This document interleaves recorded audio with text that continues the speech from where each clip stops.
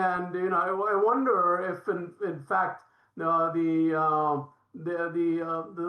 law firms are suggesting things to people that may influence the public into thinking that there is something wrong with them, right? Because a lot of these symptoms are really subjective. I mean, when you talk about dizziness, mental fog, things like that, those kind of things, not objective things, right? I mean, if someone has an eye irritation, that's something that's visible. If they have some kind of seizures, that's something that can be identified and documented, right? But when someone says that they got a mental fog or dizziness, those things are harder to identify objectively. So isn't there a danger that you're going to have a lot of people that have been told that these are the things that can happen that might develop these symptoms, even if there has been no exposure at all, right? I mean, what do you think about that? Uh, my understanding is this, that at this point there is no exposure. Now there is a potential for exposure and also a potential for a being a blast into the tank from the increase in the temperature. At that point, there would be some exposure if that do occur. Now the biggest problem is going to be the physical hazards, which is creating a fire, flash fire, which may create or may people may get burns and temperature related like uh, carbon monoxide, the vapor inhalations of other smoke and so on, which is understandable.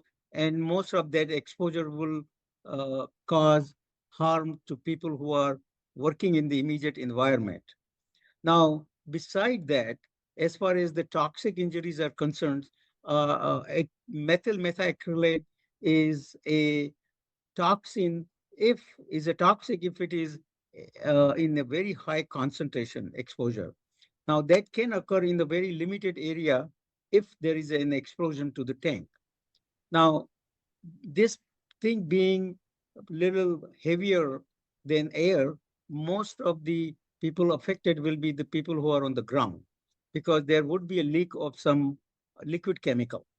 Now, if it is going to be all vapor, all fumes, then probably uh, it is much better for the people who are working in the environment to get exposure. Now, saying that, if there is a significant exposure, yes, they can get some symptoms from irritation. And those symptoms will be common symptoms will be like eye irritation, nose irritation, irritation of the throat. It can also cause irritation of the lower respiratory tract, which could cause some bronchospasm, asthma kind symptoms. But beyond that, I do not expect there will be any more other symptoms. They could have some irritation of the skin. They may have some irritation of the mucous membrane causing some nausea. But beyond that, there is a very unlikely that they will have some neurological dysfunction. To have the neurological effect from any solvent, including methyl methacrylate, there has to be a significant amount of exposure. And if it does happens, it can cause maybe some headache, dizziness, uh, some nausea, those kind of symptoms. Now, that only will happen if there is a significant exposure. At this point, there is no reason to believe that any one of them or any people in the environment are exposed to any of the methyl methacrylate. So at this point, it is redundant to say that they have those symptoms.